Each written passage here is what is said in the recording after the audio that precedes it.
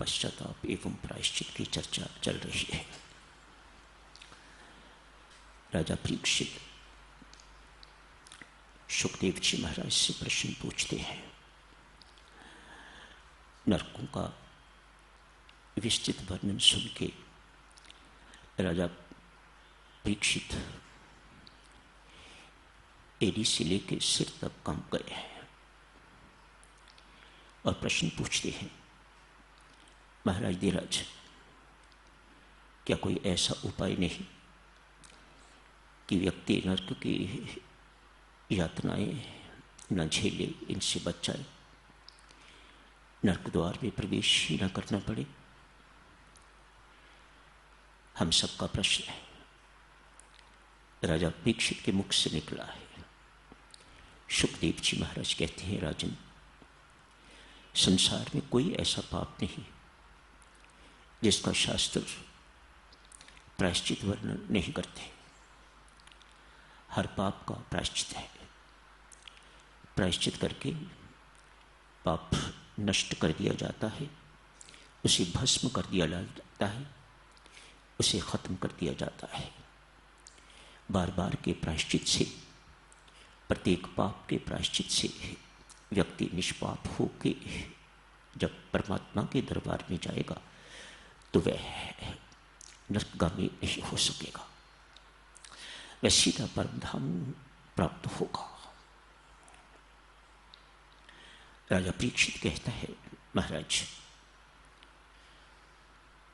पाप का प्रायश्चित व्यक्ति कर भी ले, जिस पाप का प्रायश्चित किया है मानो वह पाप नष्ट हो गया, खत्म हो गया, उसके बाद भी तो पाप करने की प्रवृत्ति बनी रहती है, उसके बाद भी पाप करने की इच्छा बनी रहती है। महाराज, हाँ राजन, ठीक कहते हो। What a practical question. पाप तो एक नष्ट हुआ जिसका प्रायश्चित किया, पीछे लाइन लगी हुई है।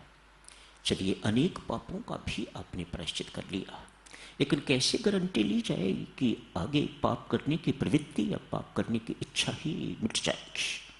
ये नहीं होता। सुखदेव जी महाराज समझाते हैं, राजन, तुम ठीक कह रहे हो, प्रायश्चित से पाप नष्ट होता है, पाप करने की इच्छा नष्ट नहीं होती। पुनः सुनो, प्रायश्चित से पाप तो उन्मूल किया जा सकता है, इरेडिकेट किया जा सकता है, उसे नष्ट किया जा सकता है, उसे जलाया जा सकता है, उसे खाक बनाया जा सकता है, लेकिन पाप करने की इच्छा नहीं मिटती। उस इच्छा की प्रेरक को वासना कहा जाता है। तो क्या किया जाए? राजा परीक्षित पूछते हैं। सुखदेव जी महाराज बहुत सुंदर संक्षिप्त उत्तर देते हैं। कहते हैं, राजन, सर्वप्रथम कुछ भी कर लो, यदि साधना में जीवन, भक्ति में जीवन व्यतीत करना है, यदि जीवन शांत चाहते हो, अनंतमय जीवन व्यतीत करना चाहते हो, तो मन पर कभी भरोसा नहीं करना। कैसी मार्मिक बातें हमारे ग्रंथों ने, हमारे शास्त्रों ने कही हुई है। मन पर कभी भरोसा नहीं करना, कब गिरा के रख देगा, कुछ नहीं कहा जा सकता। इसका स्वभाव ही है नीचे की ओर जाना, जैसे पानी का स्वभाव है नीचे की ओर ही बहता है, मन का स्वभाव भी है सदा अधोगामी रहता है। संत महात्मा फरमाते, जैसे पानी को ऊपर चढ़ाने के लिए यंत्र की जरूरत है, इसी प्रकार से मन को परमात्मा की ओर ऊर्ध्वगामी करने के लिए मंत्र की जरूरत है। ये मंत्र बहुत बड़ी चीज है। ये राम नाम, ये नाम, ये मंत्र बहुत बड़ी चीज है हमारे पास, जो स्वामी जी महाराज की कृपा से हमें प्राप्त हुआ है। सुखदेव कहते हैं, राजन, तपश्चर्या से बहुत कठिन बात है। तपश्चर्या अर्थात प्रायश्चित, दुख सह के जो कर्म किया जाए, जप पाठ इत्यादि, वह तपश्चर्या के अंतर्गत आ जाता है। दुख सह के जो ये सब सत्कर्म किए जाते हैं, इससे पाप का प्रायश्चित हो जाता है। इसे तपश्चर्या कहिए, अनुष्ठान कहिए, उपवास कहिए, व्रत इत्यादि कहिए, मानो जो कुछ भी किया जाता है, मैं इतने दिन तक, इतने महीनों तक, इतने वर्षों तक ब्रह्मचर्य का पालन करूंगा, तब है। मानो कठिनाई सह के जो कुछ भी किया जाता है उसे तपश्चर्या कहा जाता है, उसे तप कहा जाता है। राजन, इस तप से जो बहुत कठिन है, सब लोग सो रहे हैं, आपकी नींद उड़ी हुई है, आप उस आनंद को खत्म करके तो आप जप के लिए बैठे हुए हैं, जब सो रहे हैं, तो ये तपस्या है, ये तपश्चर्या है। तपश्चर्या कठिन है। यम नियम इत्यादि इन सब का पालन करना, अहिंसा का पालन करना इत्यादि इत्यादि, ये यम नियम के अंतर्गत बहुत सी चीजें वर्णित की गई हैं। इन सबको तपश्चर्या कहा गया है। लोग चतुर्मास करते हैं, 4-4 महीने के लिए ये अनुष्ठान लेते हैं, इतना जप करूंगा, इतना ये करूंगा, इतना वो करूंगा, उपवास इत्यादि करूंगा, इन सब बातों का पालन करूंगा, इनको अनुष्ठान कहा जाता है। चतुर्मास लोग करते हैं एक एक पाप के मार्जन के लिए, कि वह पाप हमारा नष्ट हो जाए, उन्मूल हो जाए। शुकदेव यहां समझाते हैं, जिस पाप का प्रायश्चित हो जाए राजन, ये विश्वास रखो कि वह पाप नष्ट हो गया, उस पाप को फिर कभी रिपीट नहीं करना। बहुत कठिन बातें कही गई हैं। जिस पाप का प्रायश्चित किया है, जिस पाप का आपने प्रायश्चित कर लिया है, वह पाप यूं समझिएगा कि नष्ट नहीं हुआ, मुरझा सा गया है। ऐसा संत महात्मा समझाते हैं।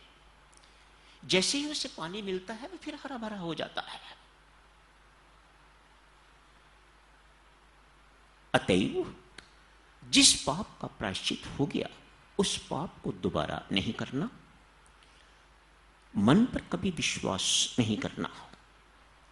राजन, तपश्चर्या से सब के सब पाप नष्ट हो सकते हैं, लेकिन पाप करने की इच्छा नहीं मरती। अतएव सुगमतम साधन पापों को नष्ट करने का एवं पाप की इच्छा अर्थात वासना, जिसके पीछे अहंकार है, अज्ञानता है, इसको उन्मूल करने का, इन दोनों को उन्मूल करने का सुगमतम साधन है परमेश्वर की शरणागति, परमेश्वर को अपने आप को समर्पित कर देना। नाम जप में विशेष तौर से कहते हैं, राम नाम जप में इतना समर्थ है कि वह पाप को भी उन्मूल कर देता है, उसे भी भस्म कर देता है, एवं पाप करने की जो प्रवृत्ति है, जिसे वासना कहा जाता है, उसे भी उन्मूल कर देता है। अतएव समर्पित भाव से, शरणागत भाव से, मैं परमेश्वर कुछ नहीं कर सकता, मेरा सब कुछ तेरे समर्पित है, समर्पित भाव से यदि नाम जपा जाए, राम नाम की आराधना की जाए, तो उससे पाप एवं पाप करने की प्रवृत्ति दोनों नष्ट हो जाती है।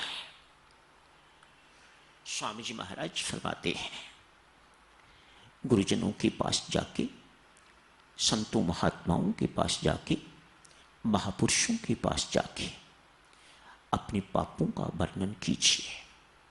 गुरुकुल की बातें होती होंगी, जहां शिष्य और गुरु इकट्ठे रहते थे। दिन भर में जो कोई गलती होती थी, शाम को या 24 घंटे की गलती अगले दिन सुबह गुरु महाराज के श्री चरणों में वर्णन कर दी जाती थी। स्वामी जी महाराज कहते हैं, ऐसा करना बिल्कुल ऐसे ही है जैसे घर में रोज बुहारी लगाई जाती है, घर साफ कर दिया जाता है। ठीक इसी प्रकार से गुरुजनों के सामने अपने पापों का वर्णन करने से अंदर एक बुहारी रोज के रोज लगती जाती है, रोज के रोज इसकी सफाई होती जाती है। हाँ, ये तो रोज के कामों की बात हो गई। इसे स्वामी जी ने आलोचना कहा है, पश्चातापूर्वक वर्णन करना, मानो रो के, दुखी होके कि मुझे ऐसा करने से दुख महसूस हो रहा है, बड़ी वेदना महसूस हो रही है, तकलीफ महसूस हो रही है, ये मेरे जैसे व्यक्ति को नहीं करना चाहिए था। इन भावना से यदि गुरु के सामने, संत के सामने या किसी महापुरुष के सामने कन्फेशन किया जाता है, पाप माना जाता है, तो स्वामी जी महाराज कहते हैं कि उसका पाप धुल जाता है। जो पाप किए हुए हैं उनका क्या किया जाए? हमारा सिस्टम तो बड़ा अलग है। हम तो बड़ा पापी जीवन व्यतीत कर चुके हुए हैं। हमारा जीवन इस प्रकार का धुला धाला जीवन नहीं है।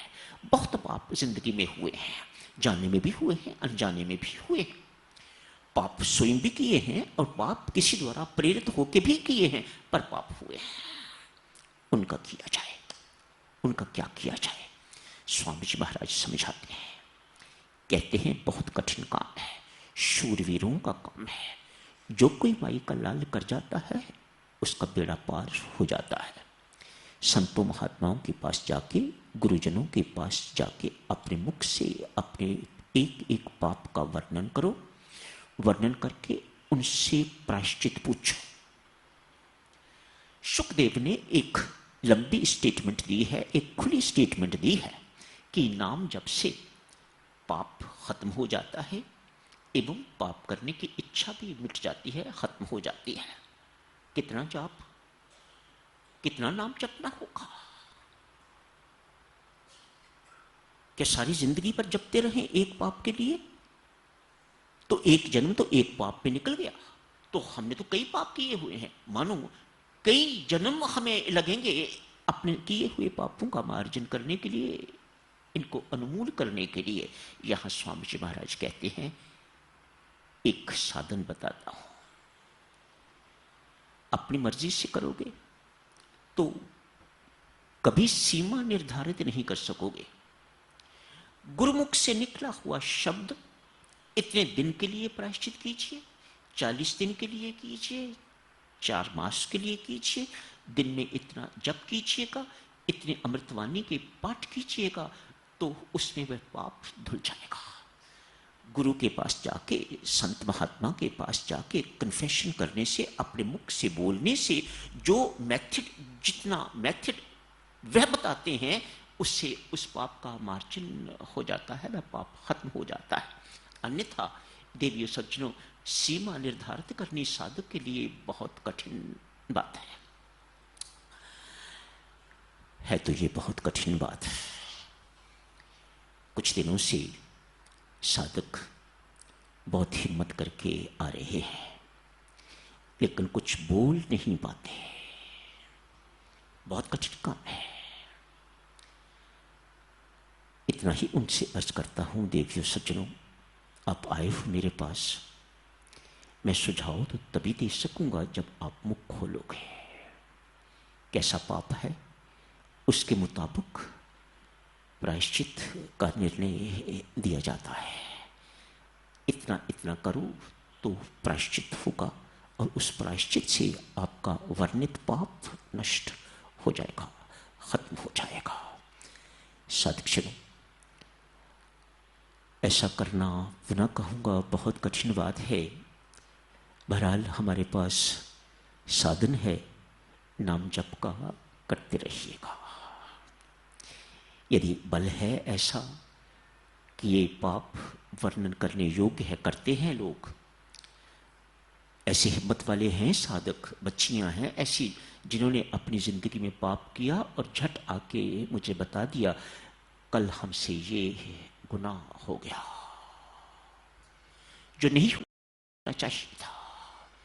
ऐसे हिम्मत वाले लोग हैं। पर मत सोचिएगा कि मैं ऐसा आपसे कह रहा हूं कि आप सब आइएगा और अपना अपना वर्णन मेरे सामने कीजिएगा, नहीं। बहरहाल इतनी तो प्रार्थना आप सबसे करता हूं कि आप नाम जप प्रेम पूर्वक, श्रद्धा पूर्वक कीजिएगा। सुखदेव जी यहां समझाते हैं, राजन, कलयुग है।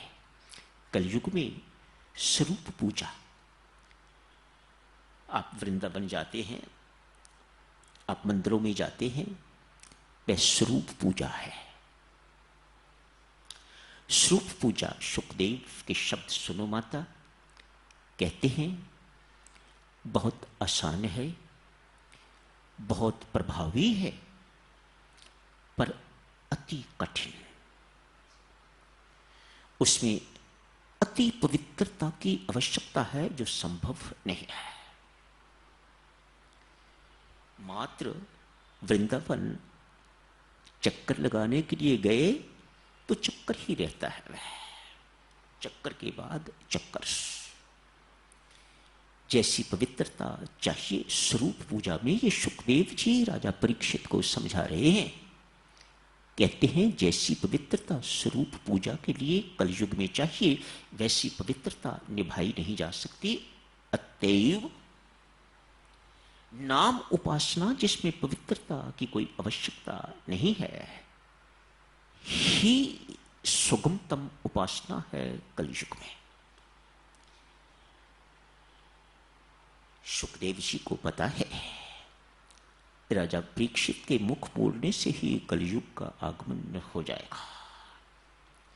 अतएव घटनाएं, तैयारी उसी प्रकार से कर रहे हैं जैसी कलयुग में होनी चाहिए। तो देवी सज्जनों, यही समाप्त करने की इजाजत दीजिएगा इस प्रसंग को। कल आपातकाल के साथ साथ ही श्रद्धा शुरू हो जाएगी। सो जैसे जैसे प्रसंग आगे बढ़ता जाएगा तैसे तैसे चर्चा भी बदलते रहेंगी। सदाचार की चर्चा जो शुरू की थी ख़त्म नहीं हुई है, लंबी चर्चा है, वह रविवार के सत्संगों में जारी रखेंगे। यही समाप्त करने की इजाज़त दें। धन्यवाद।